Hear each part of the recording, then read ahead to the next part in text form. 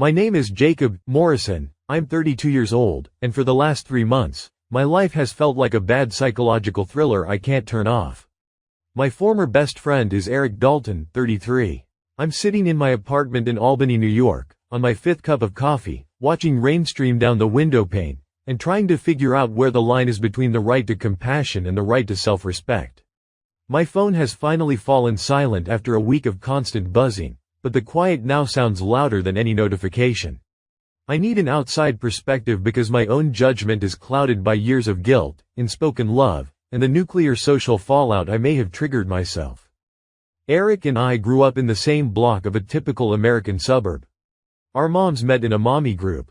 I was the shy kid who loved to draw and read comics. Eric was a bundle of energy who by age 3 was organizing games in the sandbox.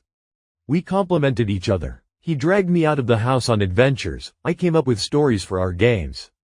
We shared everything: toys, secrets, dreams of becoming astronauts. In middle school, when my father left the family, it was Eric and his parents who became my refuge.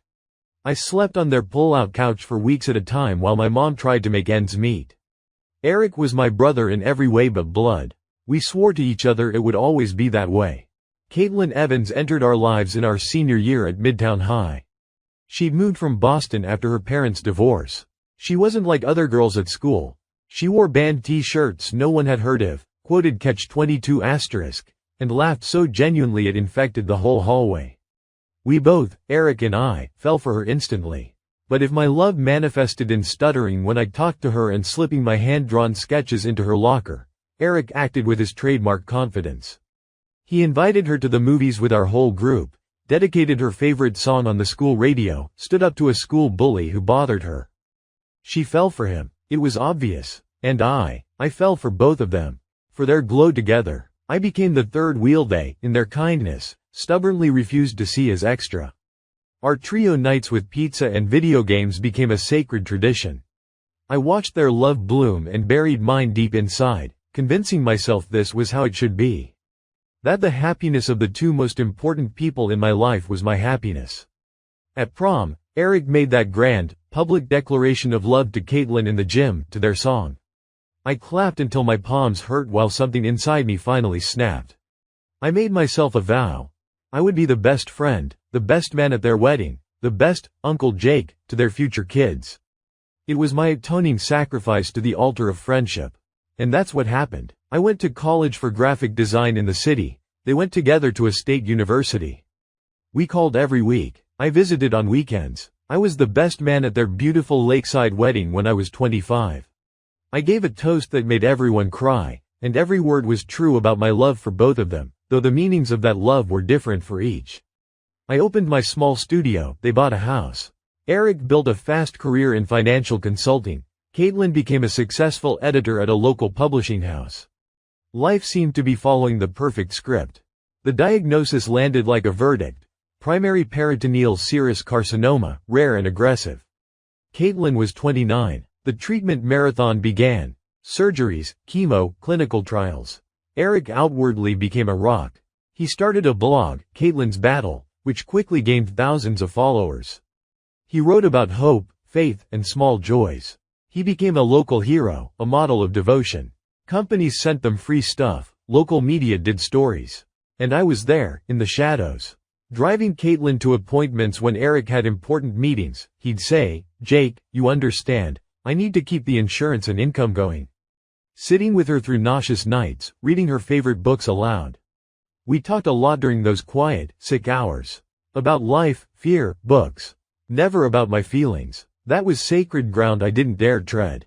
But sometimes, in her eyes, I'd catch an understanding, a quiet gratitude that burned hotter than any passion. It was then I began to notice the change in Eric. The fame of the perfect husband became his new identity. In public, affectionate, attentive, full of strength. In private, especially in the last year as the prognosis worsened, irritability and coldness surfaced. Once, when Caitlin, weakened by chemo, couldn't make it to the bathroom and fell, I heard him hiss, "Kate, you have to be careful. I can't pick you up every 5 minutes, I have a client presentation tomorrow." I stepped in, helped her up. Eric apologized later, said he'd snapped from exhaustion. I believed him. He was carrying an impossible burden. The last year of Caitlyn's life was the hardest. The disease progressed despite all treatment. That's when Eric became fixated on Caitlyn's life list. Not just wishes but grand, photo and video-friendly acts. A tandem skydive, she was strapped to an instructor, too weak to do much, dinner at a fancy restaurant. She could barely eat due to mouth sores. And reuniting the old gang. My relationship with Eric was already strained. I was tired of his narcissism disguised as altruism. But for Caitlyn, I agreed to an evening of nostalgia. That evening was like a beautiful, poisoned fruit. Caitlyn, in a wig and holding on with immense effort, truly glowed. We played Monopoly like old times, laughed at stupid memories. Then Eric brought out the photo albums.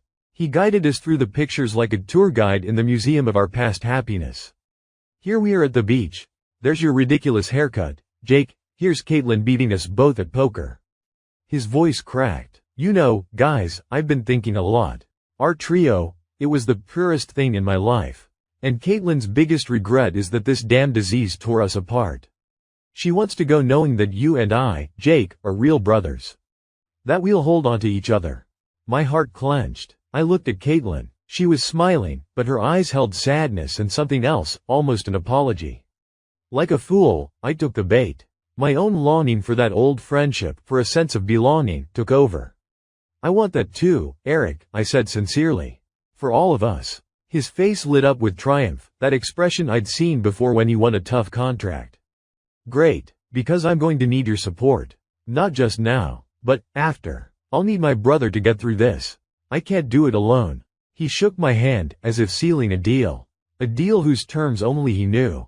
Caitlyn died quietly, in hospice, surrounded by family.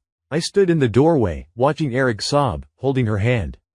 In that moment, all my resentment toward him evaporated. I saw only a broken man losing half of himself. At the funeral, I was a pallbearer. His eulogy was Shakespearean tragedy, beautiful, polished, and incredibly sad. He spoke of a love that defeated time, of a war we lost, but battles we won. People wept openly. At the wake at his house, he clung to me like an anchor.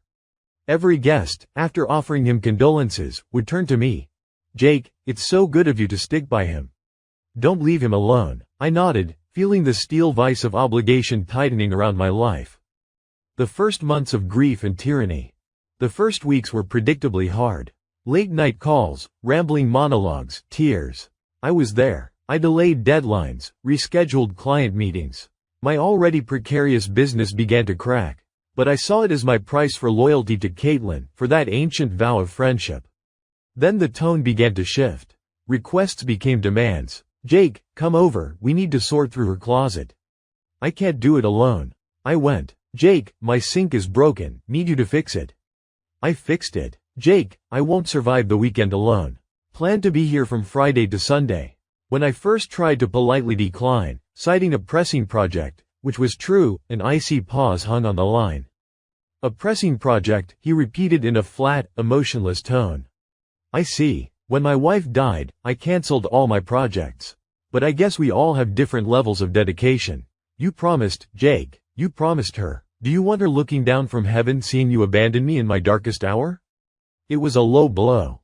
I tried to protest. Eric, I'm not abandoning you, I just have work. Work? He exploded. That's just an excuse. You've always been selfish, Jake. Always. You just pretended to be a friend because you were in love with my wife. And now that she's gone, you don't have to pretend. The silence after those words was deafening. He had voiced what we had both carefully ignored for a decade. A mix of rage and shame washed over me. That's not true, I said hoarsely. And you know it, do I? He sneered. Fine, do your pressing project. I hope it's worth mine and Caitlyn's trust. He hung up. I didn't sleep all night. But ultimately, driven by guilt and duty, I finished the project in crunch mode and went to his place on Sunday evening. He opened the door, gave a cold nod, and said, "Oh, look who decided to grace me with his presence." But inside, he seemed to smile with satisfaction. He'd found my button. After that incident, I began to slowly but surely distance myself. I replied to messages with delay, cited being busy. That's when Eric launched a full-scale psychological war on social media. His posts on Facebook and Instagram, already sad, took on a new, accusatory tone. A photo of an empty couch. This couch used to hold two. Now it's just me, and even the echo of laughter has faded. Some promises die with the people. An old picture of us three by a campfire, when you had a family. A real one. Hold on to people like that if you have them, or they'll take even the memories away. No photo, just text. The hardest part of losing your loved one is realizing the other losses that follow aren't fate, but someone's choice. Someone's choice to leave you in the abyss. Our mutual friends, of course, saw this. My feed filled with their indirect but clear messages. Lisa, a friend from school. True friendship is tested in times of trouble. Be kinder to each other, people. Mike, a former classmate. Some people need to think less about themselves and more about those who are in hell. I started getting direct messages. My old friend Sarah. Jake, what's going on? Eric is in complete despair. He says you're ignoring him. He won't make it through this alone. A former colleague of Eric's. Come on, man, be a friend. You see what state he's in. Just be there, even if he's acting like an asshole. He's not himself. I tried to explain to Sarah, the most reasonable of them. I said, Sarah, he's demanding I live his life. It's not just being there. He's manipulating me, using Caitlin's memory. She replied, Jake, he's a widower. At 33, his brain isn't working right. Grief makes people awful. You have to show compassion, even when he's wrong. Just write it out. But writing it out meant letting him erase my boundaries. I felt like a hostage. My work suffered, my mental health was in the gutter. I started drinking in the evenings to sleep. And then came the invitation to a reconciliation dinner. Eric texted, Jake, I know I've been unbearable. Grief isn't an excuse, but it is an explanation. I want to apologize. Come over for dinner. Just you and me, like humans. A spark of hope flickered in my heart. Maybe he'd really come to his senses? Maybe we could build new, healthy boundaries? He cooked steaks, my favorite since childhood. Poured expensive Californian Cabernet. He spoke calmly, lamenting his outbursts. You were right, Jake. I was an asshole. I'm drowning. And I'm grabbing onto you so hard I might pull you under. I'm sorry. I relaxed. We reminisced about funny stories with Caitlin. Laughed. For a moment, it seemed the crack might heal. Then he pushed his plate away, his face turning serious, almost solemn. He began his speech, the monologue about friendship, family, and legacy. In person, it sounded even creepier, more rehearsed. He talked about the biological imprint of our trio, about symbolic continuation, about a gift only you can give. He used phrases that sounded studied, as if he'd rehearsed them in front of a mirror. And then came the ask. Clearly, calmly, with no hint of madness. I want you to be a sperm donor for me. So we can create a child. Our child. Yours, mine, and Caitlin's. In spirit. When I recovered from the initial shock and started asking questions, he produced a folder. Yes, a folder. It contained printouts. Legal aspects of known donor sperm donation, information on surrogacy agencies, even a rough cost estimate. This wasn't a desperate impulse. It was a project. Legally, you'll have no rights or responsibilities, he said quickly, seeing my shock. We'll draw up the papers. But morally, he'll be ours. You'll be his Uncle Jake. You'll be in his life. We'll raise him together. He'll know he was born from a great friendship and a great love. My brain refused to process it. Do you hear yourself, Eric? I whispered. This is not healthy. A child isn't a monument. They need a dad who wants a child, not a relic. Eric's face twisted. He will want a child. I will adore him. He'll be a piece of her. And a piece of us. You loved her. Don't you want her genes, her smile, her mind to live on? Or was your love so shallow it died with her? That was the last straw. He hadn't just crossed a line. He had erased it and was demanding I willingly hand over part of my biological and emotional self for his sick museum of memory. I stood up. My chair screeched. No, Eric. Never. This is the most disgusting, selfish idea I have ever heard. You don't want a child. You want a puppet to remind you of the past. And you're using her to guilt trip me into it. You're sick. You need help, not my genetic material. And I'm done being part of your performance. It's over. I left under his scream. You traitor.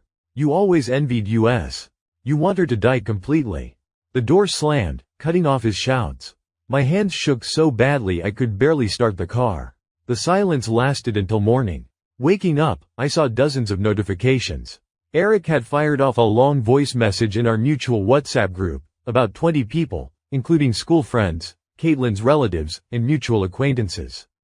His voice was cracking, full of tears and theatrical pauses. Guys, I don't know where to start. I thought after losing Caitlin, I knew what real pain was. But today I learned there are things that hurt more. It's when the person you considered a brother, who you trusted more than anyone, denies you your last hope. I asked him, for something deeply personal. For a chance to keep Caitlin's light, a piece of her soul, in this world. For something that could give me the strength to go on. And he called it, sick, and selfish. He said I was ill. After everything we've been through. After all the promises. He just pushed me away. In my darkest hour, I don't know how to go on. Sorry for this message, but I have no one else to turn to. This was followed by a Facebook post, more elaborate but with the same message. A request for a final gift, for preserving the light and bitter disappointment in the betrayal of someone you trusted. The reaction was instant and unanimous. The group chat exploded. Lisa. Oh my God, Eric. I'm in shock. Jake, what have you done? Mike. Dude, what is wrong with you? It's just donation. He's not asking for a kidney. Sarah, the same one. Jake, even I can't defend this. It's just sperm. You could have just agreed to calm him down. He's not in his right mind. Even Caitlin's cousin, Jessica, wrote, Eric, I'm so sorry. Some people just show their true colors in hard times. Caitlin would be disappointed. Private messages full of anger and confusion flooded in. I tried to explain to Sarah and another friend, Mark, that it wasn't about just sperm, but the whole context, his plan to make me an honorary uncle, his manipulations. It was like talking to a wall. He's grieving. He's not thinking straight. Sarah wrote, agree in principle, sign the papers, and we'll see. Maybe he'll change his mind. You see he's on the edge, echoed Mark. Why push him over? Be smarter, just nod and stall. But the heaviest blow was an email from Caitlin's mother, Gloria Ellis. We'd always gotten along. She wrote, Dear Jake, Eric told me about his wish. I admit, I was horrified at first. It sounds strange, but then I thought long and hard. I thought about my daughter. About her light, her mind, her kindness. And the thought that this light might not completely vanish, that it might reflect in a child's eyes. It gives me a faint hope. I know how much you loved Caitlin. I saw it all these years. And I'm asking you, as a mother who lost her child, please, consider this. Not for Eric, for Caitlin, for her memory. She loved you both, and perhaps this would be the most incredible act of love for her you both could perform. With love and hope, Gloria. This letter tore me apart. Because it hit my most vulnerable spot, my own, undying love for Caitlin and the desire to keep her in this world. It gave his insane idea a shadow of meaning, cloaked it in noble garments. I cried reading it. I was almost ready to give in. For Caitlin, that refrain played in my head. But then I pictured this hypothetical child. A child conceived not from love, but from longing for the past. A child raised by a father who saw not a person but a memorial. A child with an honorary uncle, who was his biological father, entangled in this sick dynamic. A child who would be a constant reminder of my youthful, unrequited love and the tragedy that separated us. It would be unfair to them. And it would be a desecration of the memory of the real, alive, independent Caitlin I loved. Dear Jake, Eric told me about his wish. I admit, I was horrified at first. It sounds strange, but then I thought long and hard. I thought about my daughter. About her light, her mind, her kindness. And the thought that this light might not completely vanish, that it might reflect in a child's eyes. It gives me a faint hope. I know how much you loved Caitlin. I saw it all these years. And I'm asking you, as a mother who lost her child, please, consider this. Not for Eric, for Caitlin, for her memory. She loved you both, and perhaps this would be the most incredible act of love for her you both could perform. With love and hope, Gloria. This letter tore me apart. Because it hit my most vulnerable spot, my own, undying love for Caitlin and the desire to keep her in this world. It gave his insane idea a shadow of meaning, cloaked it in noble garments. I cried reading it. I was almost ready to give in. For Caitlin, that refrain played in my head. But then I pictured this hypothetical child. A child conceived not from love, but from longing for the past. A child raised by a father who saw not a person but a memorial. A child with an honorary uncle, who was his biological father, entangled in this sick dynamic. A child who would be a constant reminder of my youthful, unrequited love and the tragedy that separated us. It would be unfair to them. And it would be a desecration of the memory of the real, alive, independent Caitlin I loved. I didn't reply to Gloria. I couldn't find the words. The pressure mounted. One of my steady clients, an architect named Tom, who was a friend of Eric's, wrote to me on LinkedIn, "Jake, heard the story from mutual acquaintances. Without getting into details, I have to say, it looks very cruel from the outside. I don't think our collaboration on this project is appropriate anymore. I hope you reconsider. Best of luck." It was the first direct hit to my reputation and income. I felt like I was suffocating. I was being vilified as a monster for refusing to participate in someone's psychosis. And in that moment, in a fit of rage, despair, and a need to defend myself, I made the decision that brought me here, to you on Reddit. I opened Facebook, not the group chat, but my personal profile. I started writing. At first my fingers trembled, then the text flowed out of me like lava. I titled the post, "Everything you wanted to know but were afraid to ask." Or not, my truth. I wrote for a long time. In great detail. I didn't spare emotions or facts. I started at the very beginning, our childhood friendship, the love triangle we all tried to ignore, my vow to myself. I described what the support during Caitlin's illness really looked like. My drives to the clinic, night vigils, while Eric built his public brand as the perfect spouse. I gave specific examples of his arrogance and irritation in private, omitting the cruelest ones so as not to seem vengeful. I described the manipulations after Caitlin's death, the midnight calls, the demands, the blackmail using her memory. Then I moved to the climax. I quoted, as verbatim as I could remember, our dinner conversation. His words about the biological imprint, symbolic continuation, our shared legacy. I described the folder of documents. I clearly laid out his plan, my donation, a surrogate, my status as honorary uncle, co-raising as a monument to our friendship and her memory. I wrote, "I'm being accused of denying a simple donation to a grieving man. But this was not a request for a simple donation. This was a request to become complicit in creating a living souvenir from the past. This was a request to bind me to him forever through biological and emotional ties with an innocent child as the glue." Eric lost his wife, and that is a terrible, unimaginable tragedy. But his pain does not give him the right to demand my biological child as a band-aid for his soul. His pain does not give him the right to weaponize Caitlin's memory for emotional blackmail. I addressed those judging me directly. You say, he's not himself, just agree. And then what? When the child is born, will you say, he's the father, just help raise him? And when that child, as a teenager, starts asking questions? Where's the line? This request is not an act of desperation. It's a calculated plan to build a monument where I'm supposed to be not just the donor of the building materials, but the permanent caretaker. And I ended with this. I loved Caitlin Evans. Quietly, faithfully, and hopelessly. And that is precisely why I'm saying, no.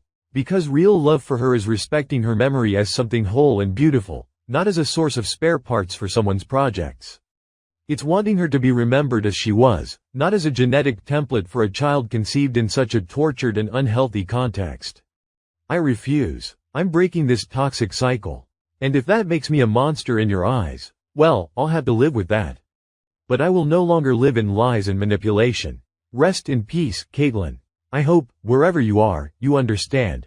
I hit publish and went to turn off my phone. But before I did, I saw the first 3 comments. Holy sh*t, oh my god, Jake. I had no idea. And from Lisa. This changes everything. The explosion and the schism. I stayed off social media for 2 days. When I finally turned on my laptop and logged into Facebook, I was met with a digital apocalypse. The post had hundreds of reactions, comments, and shares. It had spread far beyond our immediate circle. It was shared in psychology groups, forums about toxic relationships, even on some local community pages. The support camp, about 55%, was loud and unequivocal. Mark, the one who advised to nod. Jake, bro, I read it. I don't even know what to say.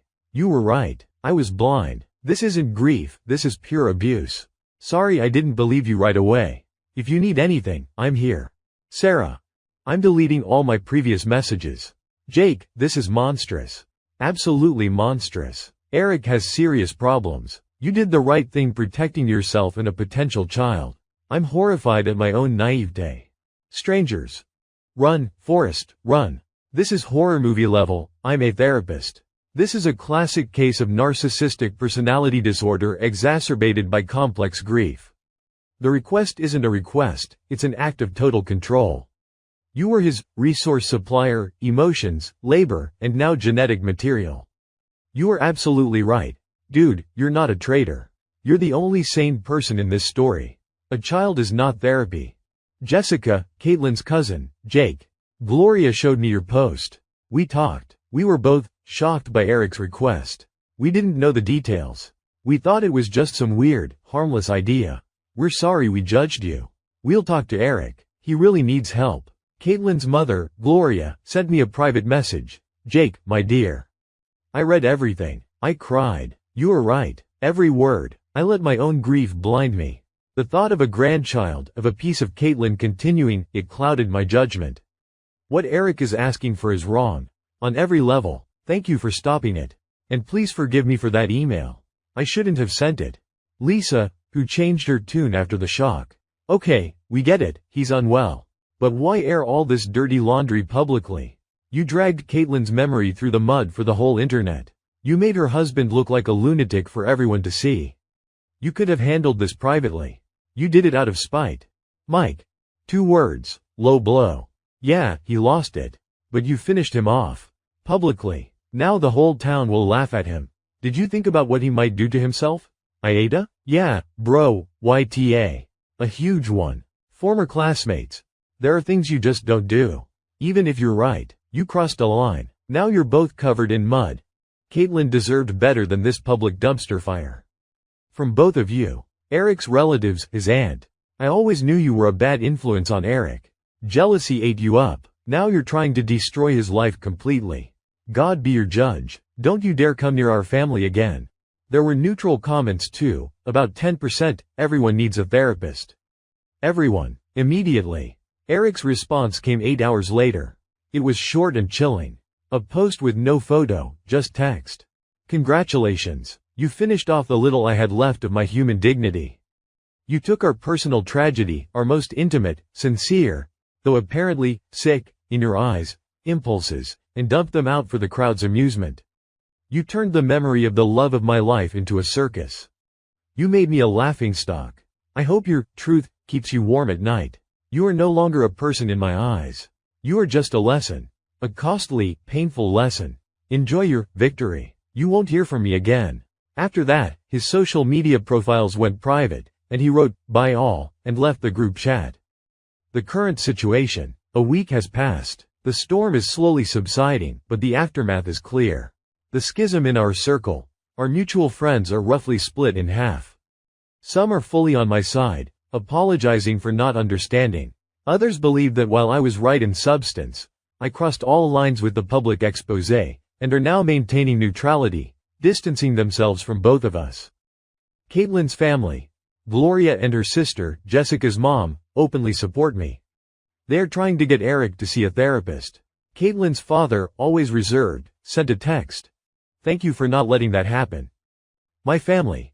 My mom, who knew about my feelings for Caitlin, cried reading the post. She said, "Son, I'm proud of you. You were stronger than I thought." My younger brother, always more pragmatic, said, "Damn, Jake, that's messed up. But why'd you have to post it all? Now you're that guy from the drama. You should have just ghosted him and changed your number." Work. Client Tom, upon seeing my post, or hearing about it, wrote to apologize. "Jake, sorry for the rash judgment. The situation is unimaginable. Let's continue working if you haven't found another designer. But I know gossip is now circulating in my city's professional circles. I'm that designer with the story. Eric. He's vanished. Not in touch with mutual friends, not answering his family. His aunt is spreading rumors that he's in deep depression and it's my fault. I worry about him, despite everything. The thought that he might harm himself keeps me up at night. But I know any contact from me would be seen as mockery or give him new leverage. And so here I am. On one hand, I protected myself. I stopped something terrible. I finally spoke my truth out loud after a decade of silence. My conscience is clear on that. But on the other hand, I aired dirty laundry in public. I betrayed, in his eyes and many others, a trust, however twisted. I publicly humiliated a man who is undoubtedly mentally unwell from grief. I turned our personal tragedy into a public spectacle. I may have stripped him of his last support, the sympathy of our circle, as many now see his manipulations. What if that pushes him over the edge? My friends say, you stood up to an abuser. Don't apologize for the method. My inner demons whisper, you could have just walked away, blocked him everywhere, and moved on, but you chose revenge. You wanted to destroy him like he was destroying you. I'm not sleeping. I keep rereading comments, seeking validation for my rightness, and doubts creep in. After another few days of silence, I decided to see a therapist. I needed a professional perspective, not just internet judgment. After 2 sessions with Dr. Eva, a specialist in trauma and codependency, some things clicked into place, adding new layers to the story. Dr. Eva helped me see dynamics I'd only vaguely sensed. Karpman drama triangle. Eric, persecutor, victim. Me, rescuer, victim. Caitlin, victim, prize. After Caitlin's death, Eric tried to pull me into a new dyad. Him as the eternal victim, widower. Me as the obligated rescuer, friend who made a vow. My escape destroyed his script. Eric and his family. In one session, I remembered details. His father is a cold, demanding man who always evaluated his son by achievements. His mother is a weak woman dependent on her husband. Eric learned from childhood. Love and attention must be earned, and sympathy is gained only by being the hero or the victim. Caitlin's illness gave him both on an epic scale. Her death stripped him of that role, and he was desperately trying to rebuild it, making me and a hypothetical child actors in his new play, the widower keeper of the legacy. My motives for the post, yes, it was self-defense. But Dr. Eva asked, what did being heard mean to you after all those years of silence? And I understood. For a decade, I'd been the quiet friend, the shadow, the nice guy, who tolerates everything. My post was not just a response to Eric, but a scream to the world. I am here. I have a voice, and my pain matters too. It was an act of self-assertion that erupted in perhaps not the healthiest form. New consequences also emerged. A call from a childhood friend, Ben, who lives out of state and was outside the drama. He said, Jake, I read it all. And you know what I remembered? How in college Eric borrowed $8,000 from you for car repairs and forgot to pay it back, and when you reminded him, accused you of being cheap since you had a side gig. Or how he always forgot his wallet when the 3 of us went out. It's a pattern. He's always been a taker. Before it was money, time, now he wanted your DNA and your entire future life. A message from Caitlin's former colleague, Amanda. We didn't talk much, but she wrote, Jake, I worked with Caitlin that last year. She sometimes let things slip. Not directly, but it was clear she was weary of how Eric was turning their life into a reality show. She'd say, sometimes I just want to be sick and quiet, without cameras and posts. She admired your support, called you her quiet harbor. You did what she would have done, protected healthy boundaries. This gave me strength. But then came the letter. A letter from a lawyer. Not an official one, but a heads up from a lawyer acquaintance Eric had consulted before making his request. This lawyer, bound by ethics, couldn't reveal details, but seeing the social media storm, decided to warn me informally. The gist. Eric wasn't just inquiring about a standard donor agreement. He was asking detailed questions about the possibility of challenging such an agreement in the future if the donor changed his mind and wanted involvement, and what evidence of the donor's emotional involvement could help in such a case. The lawyer said he'd found the questions odd then, but now, knowing the context, understood. Eric planned from the start not a clean donation, but to create a legally ambiguous situation where he could at any time hold me accountable, financially, morally, or, conversely, cut me out, using my own agreement against me. It was a chilling confirmation of my worst fears. It was a trap with a false bottom. It's been almost 3 weeks now. Eric, according to his aunt, has gone to stay with friends in another state. My life is slowly getting back on track. Work is picking up. I'm continuing therapy. I even went on a date, the first in years. It was casual and nice. I've started drawing for myself again, not for clients. But the shadow of this question hangs over me. I check the news periodically, dreading seeing something terrible about Eric. I catch myself analyzing every step I've taken over the last few months. So, I present to your judgment not one, but several questions, because the situation is multi-layered. Aida for refusing to be a donor for his plan? Given the history of manipulation, his mental state, and the potential consequences for an imaginary child. Aida for how I refused? For not just saying, no, and walking away, but for blowing up at him, calling his idea sick and selfish to his face. Could I have been gentler with a grieving man, even if he was wrong? Aida for the public post? This is the main point of contention. Why did I air it all publicly? Was it the only way to defend myself against public condemnation? Or was it revenge, a desire to shame him as he had shamed and cornered me? Does the right to self-defense outweigh another person's right to privacy, especially in grief, even if they started the public campaign? Aida for potentially worsening his mental state? He is undoubtedly unwell. My actions may have pushed him away from getting help. I feel responsible for that, even though I know logically I can't control his reactions. I'm not looking for blanket absolution. I need perspective, an outside look at this tangle of pain, manipulation, love, and betrayal. What do you think, Reddit? Where are the lines of common sense, compassion, and self-respect in this mess?